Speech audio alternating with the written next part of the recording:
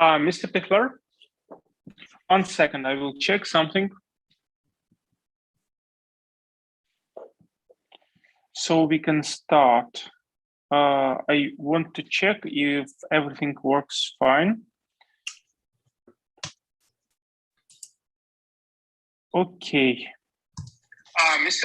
Okay, fine, Mr. Pichler, everything works fine. So we are now have the live session. Actually, this is the first time I'm taking live interview entirely in English. So thank you very much for the participation.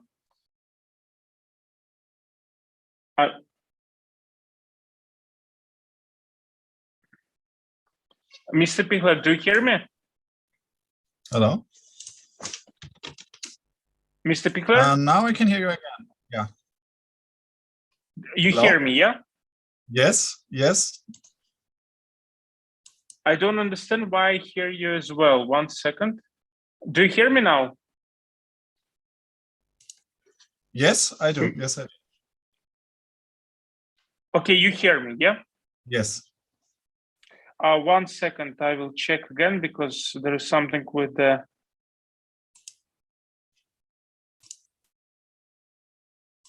Okay, we have a live session, I suppose. Okay, Mr. Pichler, thank you very much. Again, I would like to introduce you to my audience. So, Dietmar Pichler, who is the programmatic director of the Center of Media Literacy in Vienna. Good evening. Thanks for having me. Mr. Pichler, I would like to talk to you. Regarding the situation which now occurred between Russia and Ukraine. So we all know, and you obviously follow the news about the Russian aggression to Ukraine and actually the possible intervention to Ukraine. And this was basically, this topic was on the whole news of European Union and the United States during the last several days, several weeks. I mean. And because you're a specialist in the sphere of media literacy, I would like to talk to you about media coverage and about the professionalism and the media standards which were represented and revealed during these days. So what's your opinion? How can you assess media? Were media objective when they tried to cover the situation between Russia and Ukraine, or they were subjective from your point of view? First of all, thank you for that question, because it's if we have more time to talk like we have now, it's also important to investigate general media, the so-called reliable sources, or what at least we in democracy think that are reliable sources. And of course, I would like to highlight the difference between, if we take a look at this Russia Today or Sputnik News or other kind of so-called alternative media. So I would not dare to compare anything that happens in reliable media to that propaganda stations. Yeah, but unfortunately, I observed a couple of problems. Yeah, I would like to start with Austria. We have, and also Germany, there are a lot of similarities. And what I witnessed that there is a lot of false balance in the discussions. I think if you take a look, the coverage from journalists, there are good ones and there are bad ones. Even in Austria, unfortunately, we have a huge pro-Russian sentiment. So they lack of knowledge of Ukraine and the conflict is very big. So this is another problem. So actually journalists are dealing with a topic they don't understand a lot about. So they are easy to trick. I see very big problems when we talk about roundtable discussions. They are streamed, yeah. For instance, in the studio, yeah, people sitting there discussing, and if you take a look which guests are invited, I can tell you I'm very often shocked. Yeah, there are people who are working for the Russian government. There are people, Austrian people, yeah, like comparable to Mr. Schröder. There are people that have basically no knowledge about Ukraine. They just talk about NATO, what NATO is doing. So they simplify the conflict. And if you ask me what is the main problem in Germany and especially in Austria in media coverage, is that we actually talk about a conflict between NATO and Russia. And we talk about Putin as somebody who is concerned about his security. So Putin does not want Ukraine to join NATO because he thinks this is a security concern. And that is very dangerous. So we think that he is honest about his motives. So media is actually they are delivering the Kremlin's narrative, because if you ask me about my opinion, and I guess many will agree, Putin's aggression against Ukraine is about because he thinks he wants to control Ukraine. He wants Ukraine to be something like Belarus, a state with an autocrat who is his friend or ally, and especially he does not want Ukraine to come closer to the European Union. He wants to stop the reforms. He wants to, we know the story because it's the story of 2014. And suddenly it seems the media and the experts, they forgot about everything and they believe, or at least they multiply Putin's narrative that this is all about a NATO security concern of him. And that is very dangerous. So this is what we see in Germany and in Austria a lot of times. And I try to counter that. I always tell people, but it's about the EU. It's about that Ukraine wants to come closer to the EU or wants to become democratic, independent from Russia. It has nothing to do with NATO. I mean, this is maybe a little thing on his plate, but it's much easier to divide us, especially in Austria, because we are not a member of NATO. People don't like NATO here. We believe so many Austrians do. So it's much easier to make propaganda like this. If he says, I'm afraid of NATO, then it was previously during Euromaidan or after that. And that makes the situation from the disinformation point of view and media coverage even more dangerous than before. So if I should place it on one sentence, I would say the problem is that the media trusts Putin in his motives, and this is even dangerous. Even if we don't believe, if we don't think that they are rational, they are not even existing. They are just the disinformation that he's spreading so he can gain more. Also for his domestic audience, of course. Mr. Pichler, I think that you sound extremely diplomatic answering my question, because then I will, let's say, try to detailize my question. Probably you know the position of our President Zelensky, who actually during his several speeches, he outlined the special position of Ukraine regarding the conflict that we don't see. We haven't seen the reasons for Russia to start, let's say, a massive fire towards Ukraine.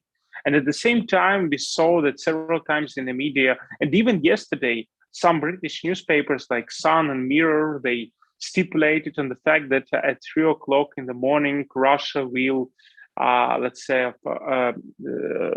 will start this harsh massacre, trying, let's say, to occupy Ukraine. So it was actually the misinformation, and it was, let's say, stipulation and trying to attract some readers, maybe to attract some, let's say, income whatsoever. Yeah, I don't know the reasons why these newspapers are doing this. I know that this is far beyond the standards of the, let's say, Western media, which we in Ukraine thought exist. You know, how can you assess this behavior when we see each time the, let's say, aggravation of the situation from the point of media? Yes, well, Western media, okay, I was referring before about German-speaking media.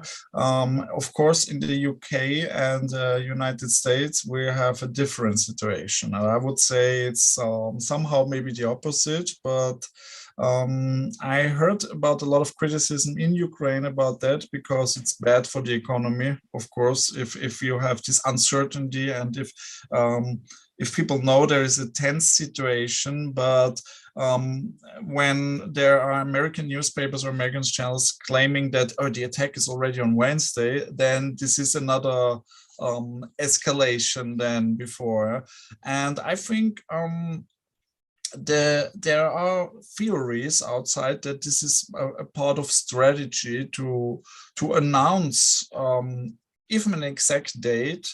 And this is disinformation in warfare, by the way. Yeah, so this is something we have also since many years. It was in the Second World War, and before it was also during the Cold War.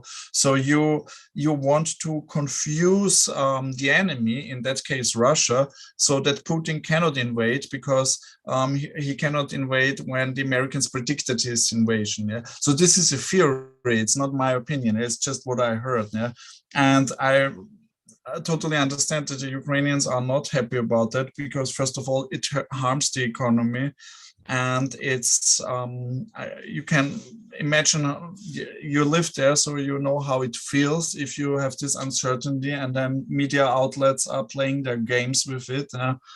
And yeah, about yellow press. Especially in the UK, for instance, Sun, yeah, you cannot trust them even in peaceful times. Yeah, they are super, they have super drastic and graphic coverage. So that's also part of media literacy to distinguish between media. But it was not only the tabloids. This is why I'm concerned. It was also the briefings from the security advisor of the United States. So there was always a mix of, we think it can be on Wednesday, but maybe nothing happens. Yeah. So that was and the media took the most drastic statements and they multiplied that, especially the US media, of course. And I'm not talking about social media. For instance, Twitter, there was, yeah, it's going to be, and people were also amplifying these claims because everybody had his own theory. I prefer to have none because I heard so many different stuff that I was not even able to create a prediction for myself what I think will happen. Maybe you, all the Ukrainians I talk to think have the same opinion, so nobody knows exactly what's going to happen. And there's one point I want to add. I have another theory, it's just a theory, that maybe the Americans have also a very difficult situation because Russia can easily trick them. They can easily, for instance, fake intel. So they say, we are sending a radio signal and we are sending our troops, yeah, tomorrow you will attack. The Americans intercept them with their intelligence service, but it's just fake, yeah? So Putin can say, oh my God, you're ridiculous, President Biden, because you're spreading disinformation. And this is also something that the Russians can do because the disinformation goes in both ways. Yeah?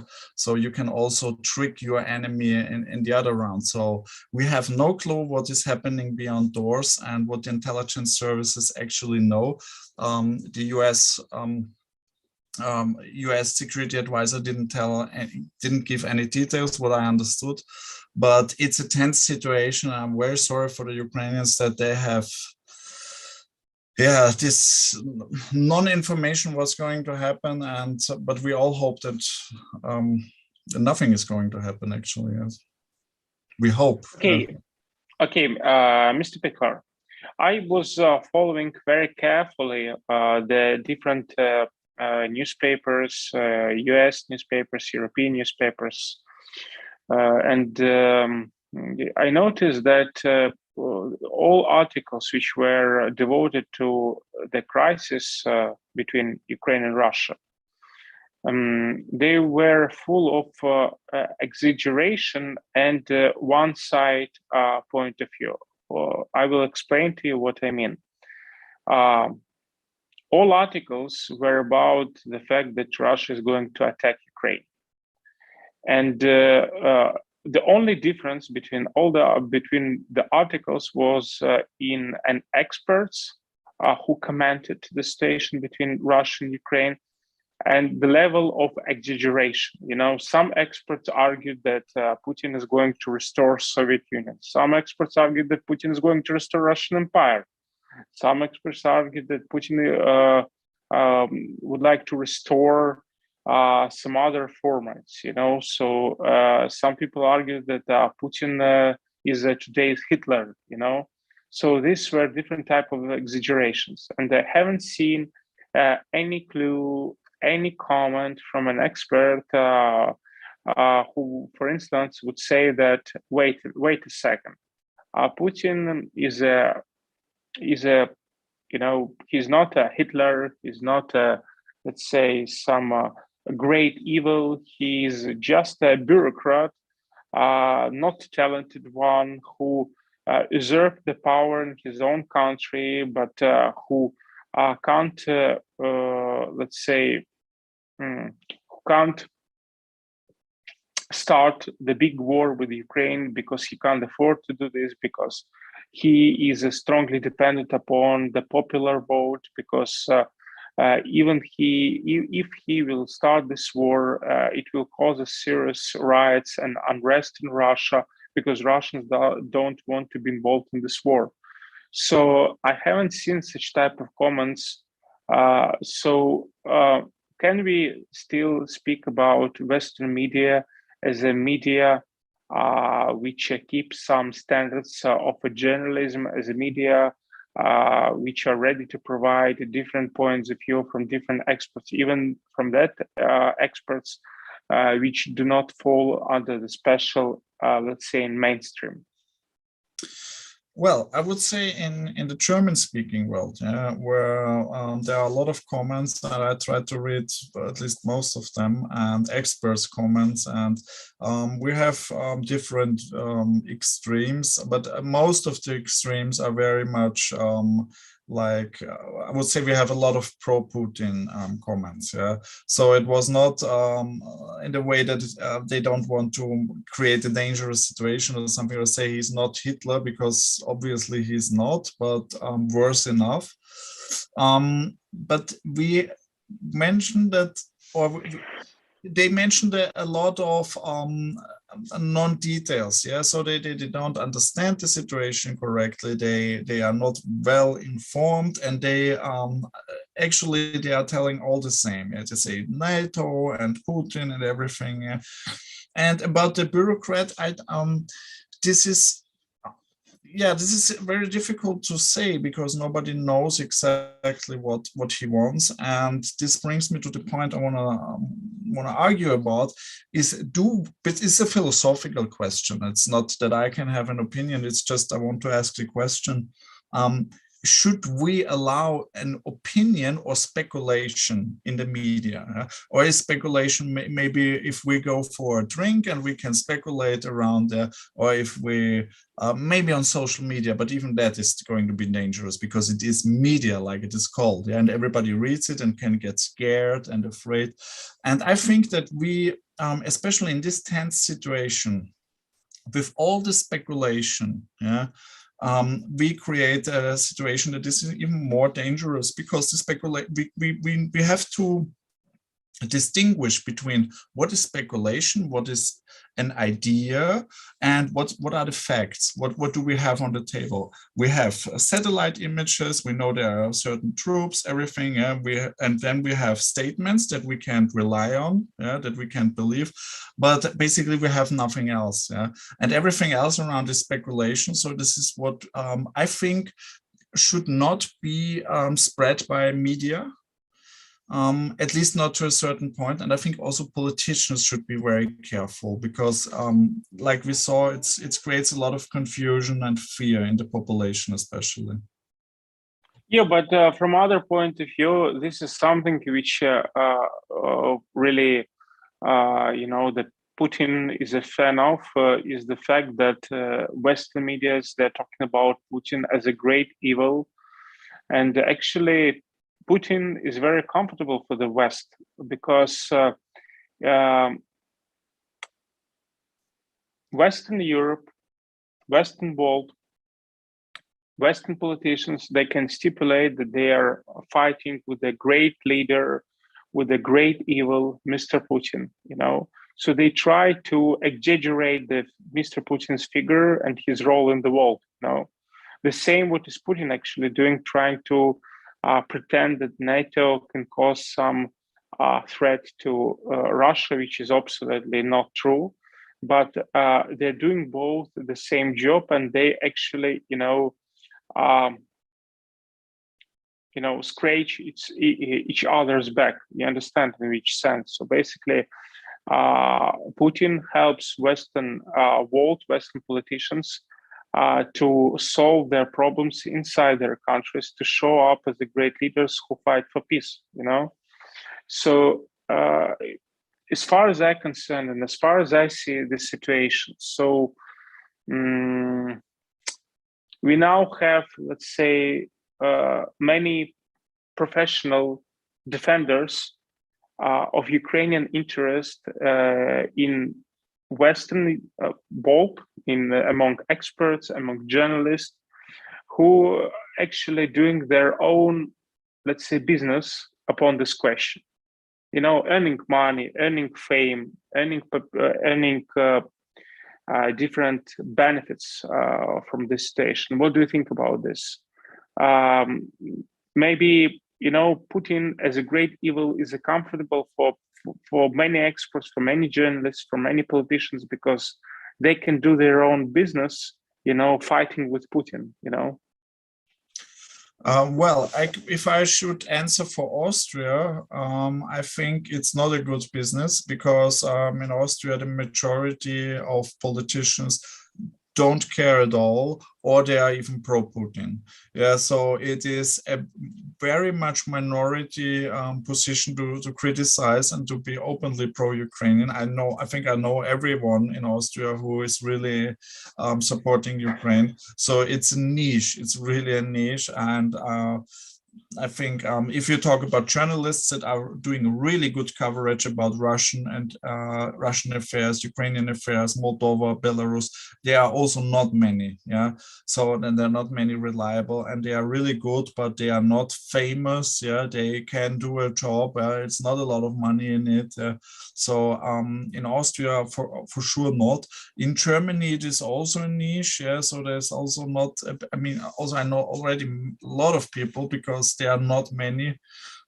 I can't tell about the US if it's a big deal there, but as far as I know, is China a huge competitor for the US? So, for instance, I talked to a woman who is disinformation experts from Washington D.C., and for her, China is the expertise because I had a troll attack on my account from China, and she was even able to track them back to China. She told me which hacker group this is. This was very interesting for me. Cool expert, but I think Russia, of course, they have a tradition with this competition with the Soviet Union and then Russia, but I cannot tell if it's really a good media amplifier to be a Putin competitor or something. Of course, for Joe Biden, it's a huge deal, but it's also a dangerous crisis. So yeah, you can always say it's useful to play it. Politics is always about marketing. It's always about PR. There are certain topics. And of course, I mean, for instance, when we talk about Ukraine 6 months ago, of course, not so many people were interested into this topic than now, because we see it's on mainstream media, it's on the big mass media outlets. Then it's a different situation, and all the experts, all the people who are having at least some knowledge about Russia and Ukraine are coming up to the light, yeah, and they comment on it, yeah. But I think it's a normal dynamic, yeah. So I hope nobody enjoys the time because it's dangerous. There's a lot on stake, and yeah, it should be really instead of escalating.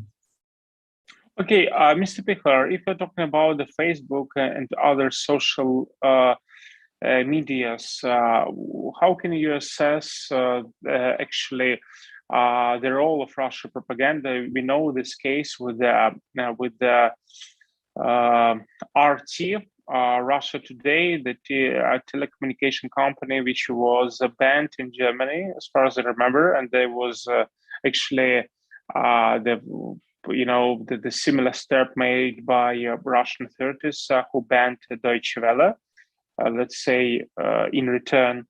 And obviously, as far as I understand, the German government blamed RT for some violations. Yeah.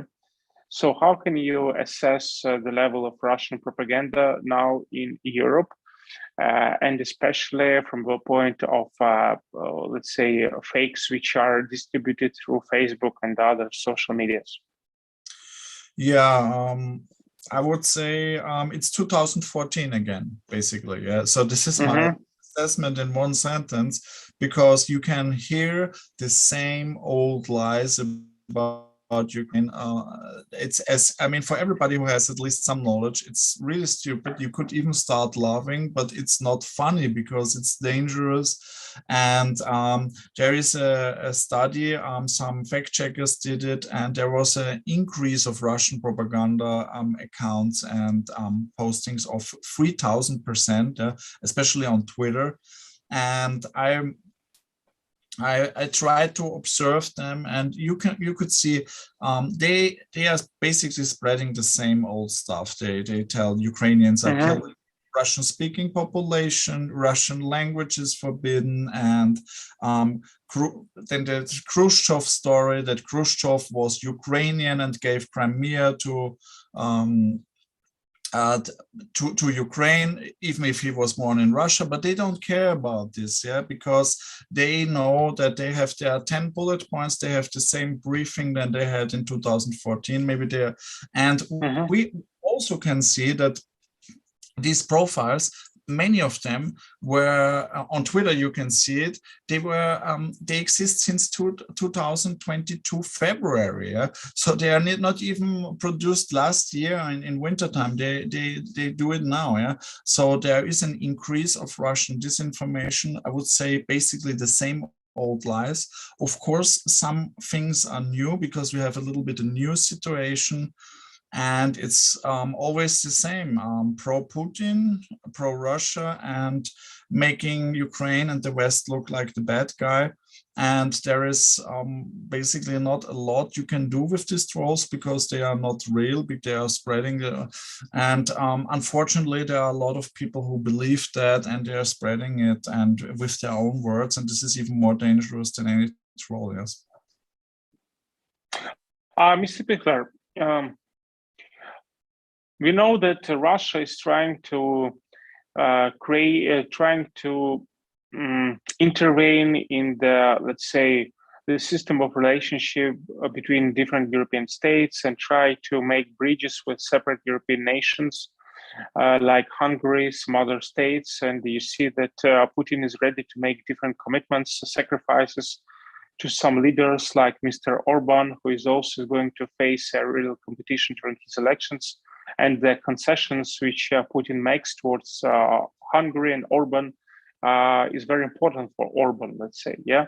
And obviously, due to the tensions which exist between, let's say, Hungary and the rest of the European Union, let's say Putin heats up these situations, you know. So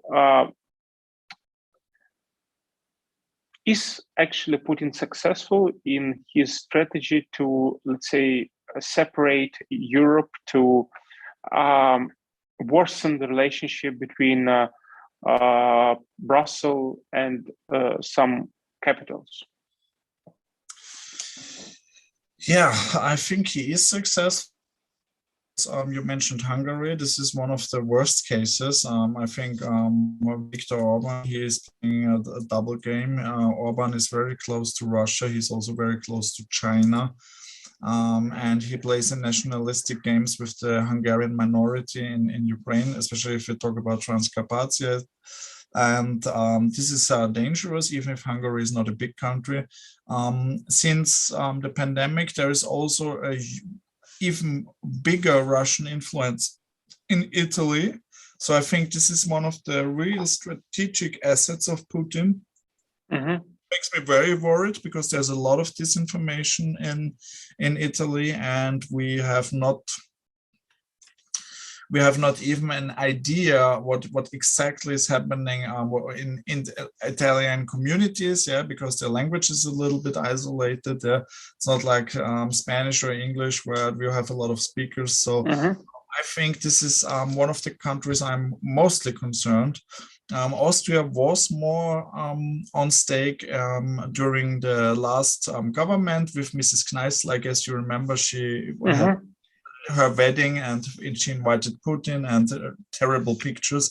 Now it's much former Ministry for International Affairs, I guess. Yeah, exactly. Yeah. And now it's a little bit better. I would not say good. I would not even dare to say good, but much better than before. Yeah. By the way, she's now sitting in the let's say in one of the boards of state companies in Russia.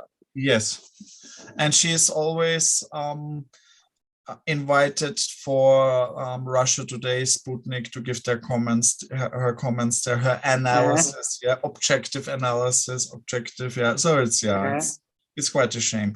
Now, and beside Austria, I think we have certain influence in Slovakia, in Czech Republic, but it's very much divided because there are a lot of people who are very aware of the situation.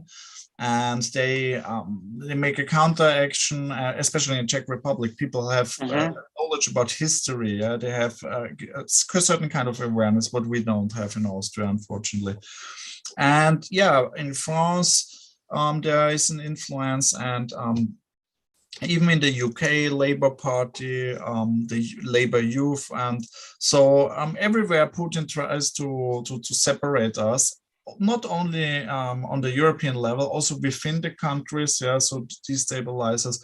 But I would say if we really think about what happened between 2014 and 2022, I think he was not successful, but because it's already 8 years of trying to destabilize Europe, and I think he's maintaining a difficult situation, but he was not able to break us. He was not able to crash the EU, and I think, he was also not able to break Ukraine into half, because Ukraine is more united than ever now. It is there is not. You see, it was not a successful project. What he did with this eastern occupation. So, and this is why he is acting, I guess, because actually there is nothing he can prove. It was not a success story. Yeah, but the problem is that we now suffer from the fact that different investors they turn their back on Ukraine, because obviously I understand that it is really hard to find an investor who is ready to invest money in Ukraine if he knows that Putin will come and he will destroy the country. So this is let's say bad side of the situation, and obviously we really are grateful to the Western support which we receive, different let's say military equipment which are really relevant to defend ourselves from Russian aggression. But nevertheless, we suffer from this media coverage because obviously businessmen, they go through newspapers, medias, and they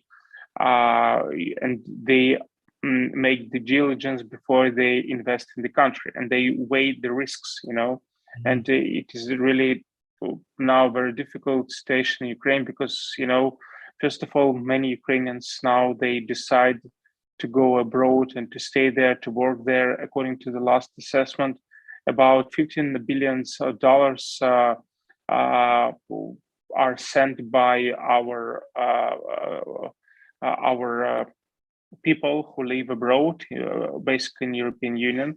It is very cool, it is very good, but unfortunately they don't work in Ukraine and they don't, let's say, contribute to Ukrainian GDP working in Ukraine. And this is really a problem.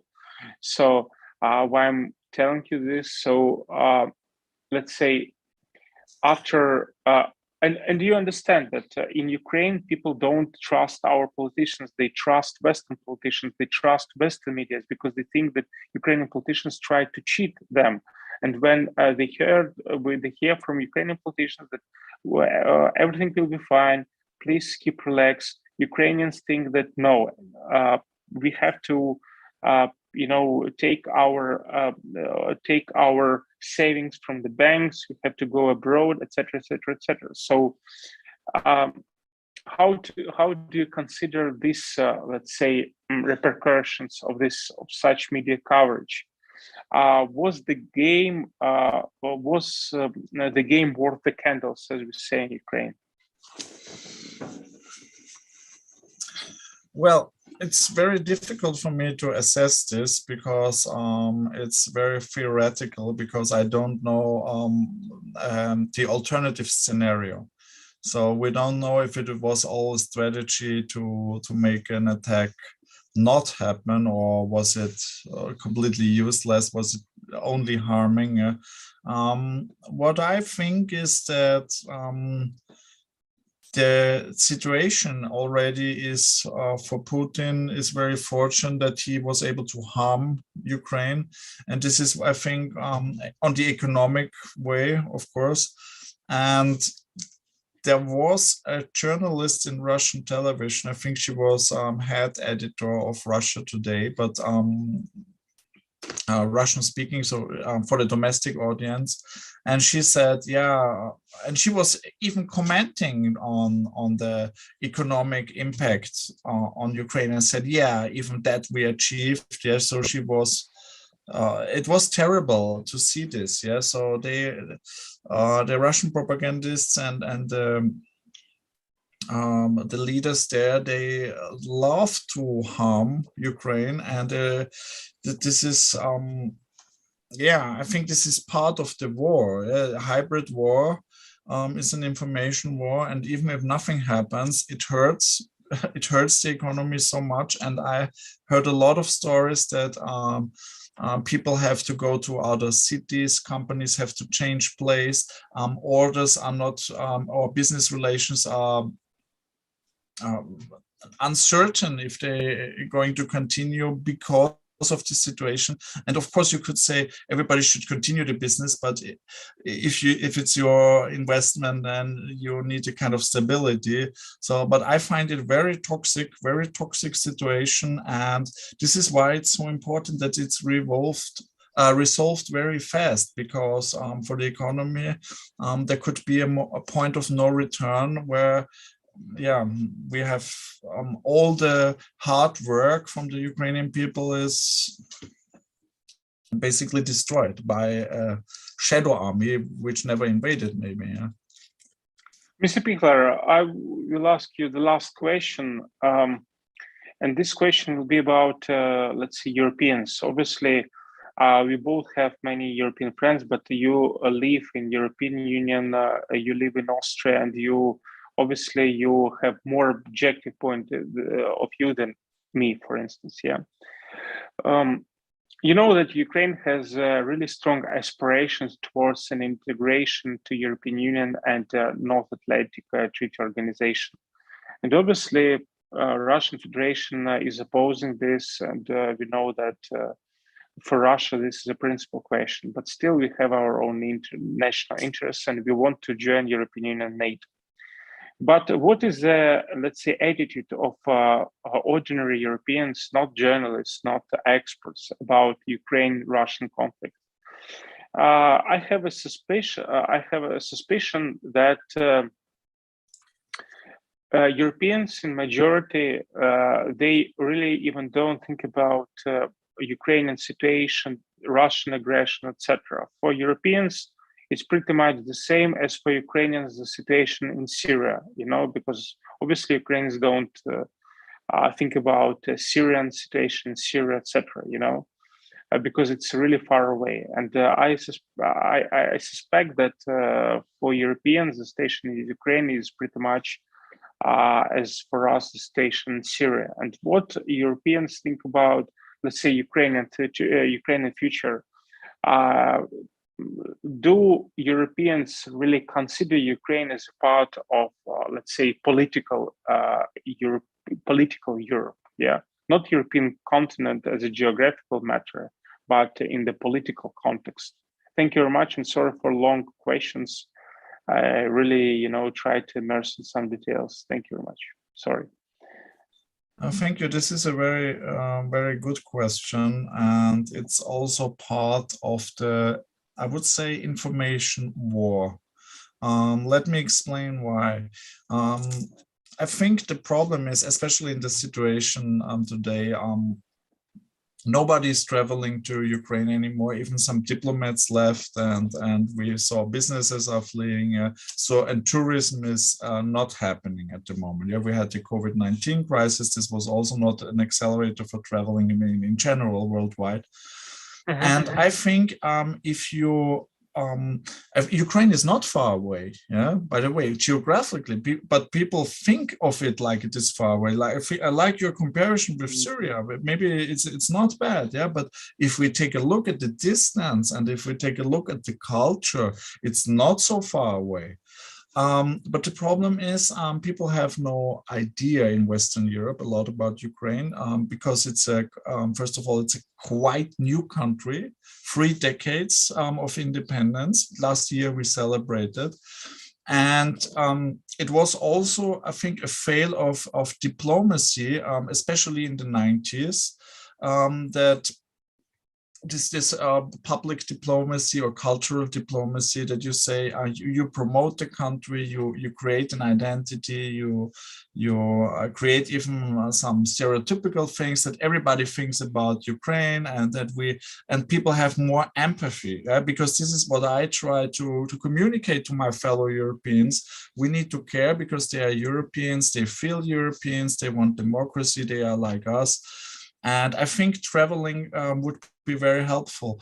And why does this have to do with the information war? Because for Russia, it's very easy to tell people things about Ukraine that are not real because they can't debunk it themselves. I was just the incident. I was at Euromaidan. I came back to Vienna and I saw the disinformation and I knew it's not true because I was there. Yeah? And I went so forth and back to Ukraine, and people in Austria were telling me things. I said, no, sorry, my friend, this is not true. I have been to Ukraine 10 times back then, or 20 or 30 times, and it's not true. And they still speak Russian, blah, blah, blah, the usual disinformation. But it's not only about knowing, it's also about having empathy, having friends from Ukraine, being connected. Yeah.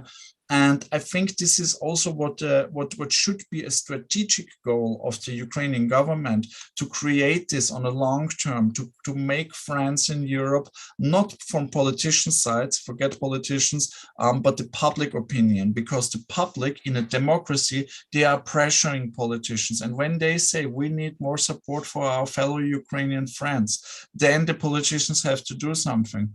But unfortunately, it's a long way to go. But I think public diplomacy is very important. So we create more empathy for the Ukrainians in Europe, especially also Western Europe, which is far away, of course, for them. Yeah, Spain, Ukraine, yeah. This is a travel from one side, usually. Ukrainians go to Spain, but not so many Spanish people go to Ukraine. Mr. Pichler, I read, I think about 2 weeks ago, an article which was published by Mr. Rasmussen, or it was his interview actually, who used to be the Secretary General of NATO, where he argued for Ukraine to join NATO, argued that NATO has to open the door to Ukraine, and said that Putin can't be the doorman who can close the door for Ukraine to join NATO.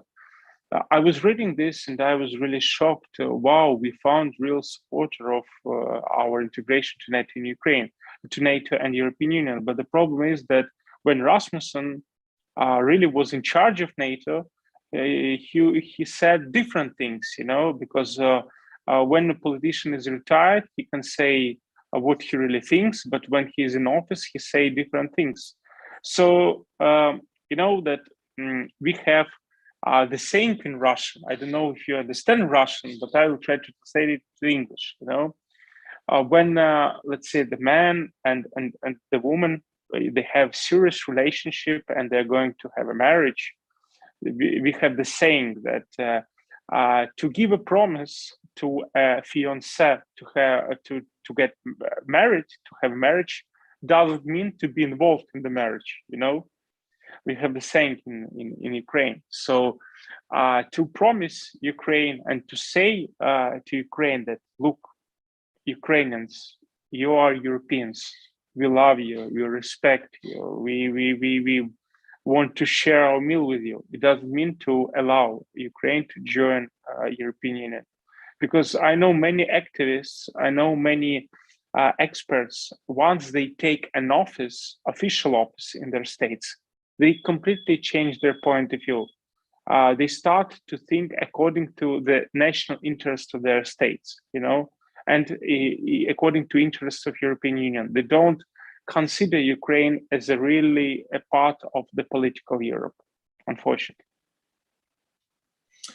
Yeah, what should I say? This is pragmatic working, and especially about politicians. I also work with politicians. They say different things. If you go for a coffee, and if there are a lot of people in the coffee house, they tell you different things as if you are alone with them. And sometimes I even advise, yeah, I like your opinion, but don't say it in public, because then you're politically dead in your party.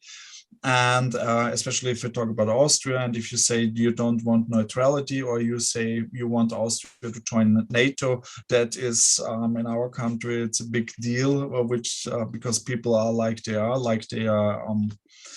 educated or raised. And yeah, I prefer not to be a politician, because I can say what I think, almost everything. And the problem is that like you mentioned, yeah, they have a certain kind of bureaucratic environment. They want to protect their own position, especially if you're, for instance, if you are elected for the parliament, there are things that you cannot do or cannot say, because maybe you're not going to be re-elected, and then you are without a job. Austria, being a member of the parliament is a full-time job. You get 10,000 euro. This is a lot of money. And so 10,000 euro per month? Yeah. Yeah, it's very good money, even for European Union. And yeah, what should I say? This is a problem, but I can tell you it's good that he says these things, because some people are politicians, and when they are not part of the elected office, if they are in private business and they are just commenting, sometimes they are telling the worst things than they did before, because then, so it can be on the other direction as well. Yeah. So I'm very pragmatic. I think every good statement in favor of Ukraine is very important from the European side. But of course, acts are more important than just words. And I think if we talk about the European perspective, that would be if I would speak from a European point of view or EU point of view, I would say we should start forgetting about all these difficult bureaucratic criteria, and we should say it's in our strategic interest that Ukraine is going to be part of the European Union. So we make the access super fast, and we speak about all the democratic reform processes after that. We make it together, and Ukrainians will do it. We will advise. There is always already the advisory mission and everything, but we will do it together. And we make the EU access, because basically if Ukraine would be part of the EU, it would not even maybe need NATO membership to be secured from Russian aggression, because then let's say Finland Sweden, I think it's much less likely for Russia to attack. But unfortunately, there's a lot of bureaucracy, so NATO membership is maybe more realistic, sadly. But it's also not on the table, basically. So Putin is talking about things that are probably not going to happen for years. And that makes it also more irrational, this whole situation, less understandable for me, at least. Mr. Pichler, and this will be really the last question. I had an interview with Henrik Larsson. He's a researcher in the Swiss Institute for technology, but this is a university, but he's an expert in the institute which relates to the military question. And he published an article on Politico as well, I think 2 weeks ago. And I found him and asked for an interview, and we had an interview. And he was very straight, and I was really surprised because usually you can't, let's say, see such opinion publicly. He referred to the 2014 when Ukrainians stood on Euromaidan, and this was a Euromaidan, not a NATO Maidan. So people, they were protested against Yanukovych's decision to not to sign the association agreement with the European Union. And then that's why people were very angry, because actually President Yanukovych cheated people, and actually we were fighting not only for our freedom, but for our European choice. But because Russian invasion of Crimea and the occupation of the territory in Donbas region, the question of NATO also arose. And now we basically 2 or 3 years ago, we implemented in our constitution the special provisions for the NATO and EU integration. So now we see that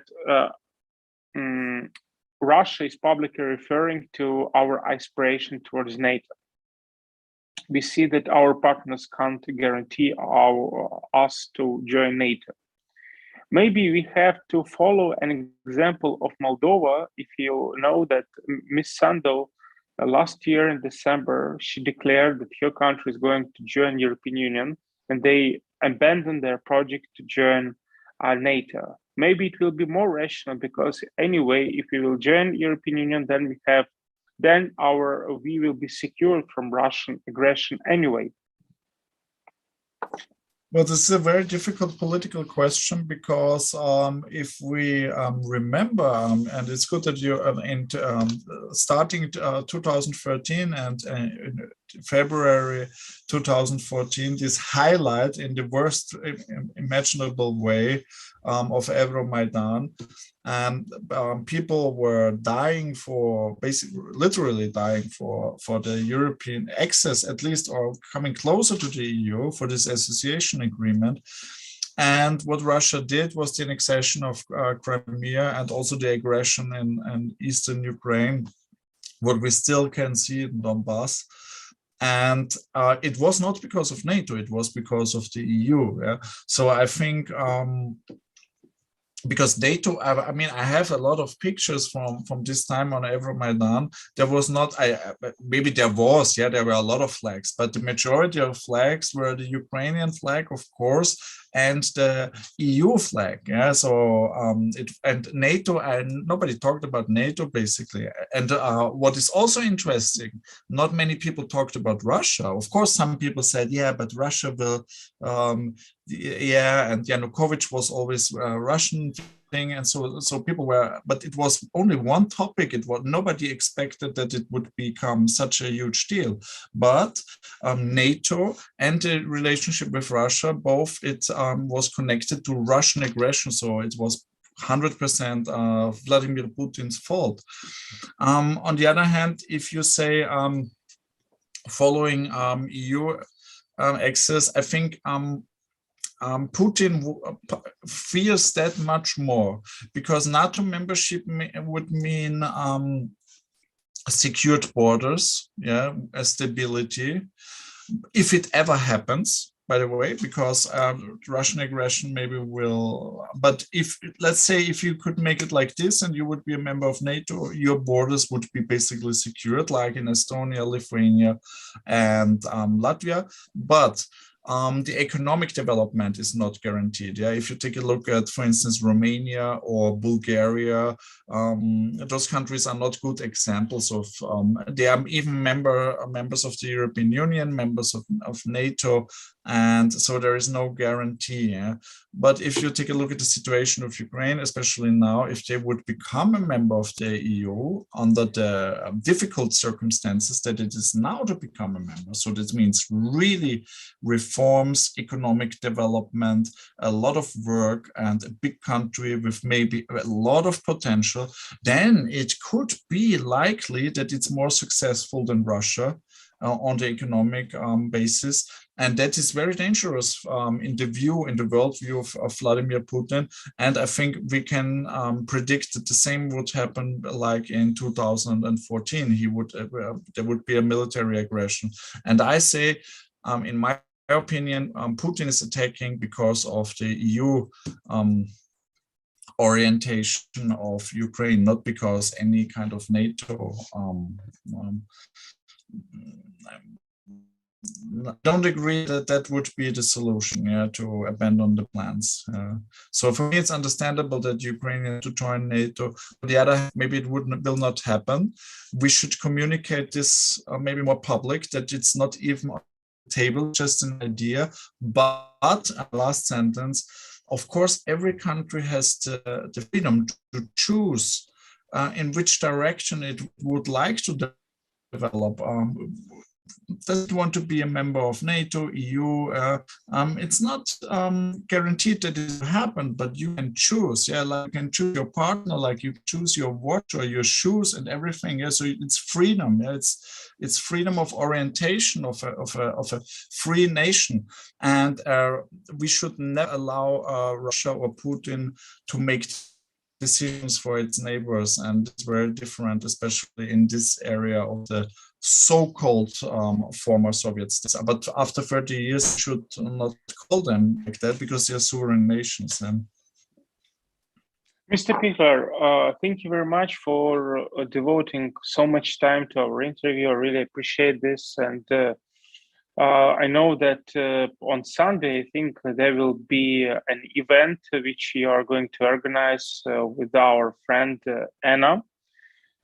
So this event is going to actually, will be about the solidarity with Ukraine.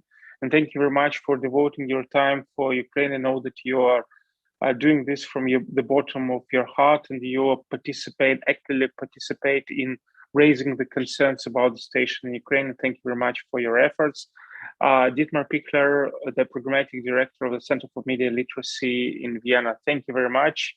And thank you very much. And the event is already on Saturday. On Saturday. Thank you very much. Thank Goodbye. you very much. Thank you. Goodbye.